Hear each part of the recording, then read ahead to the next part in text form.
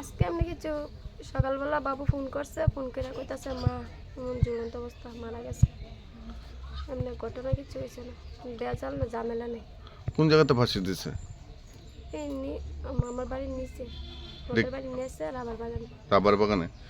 কি নাম আপনার মার? সবিতা সাহা। কত বয়স? 55 বছর।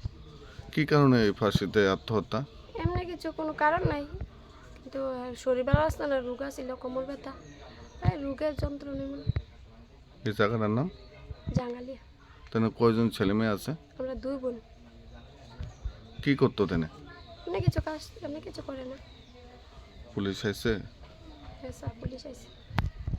কি নাম আসলো তেনের? সবিতা সাহা।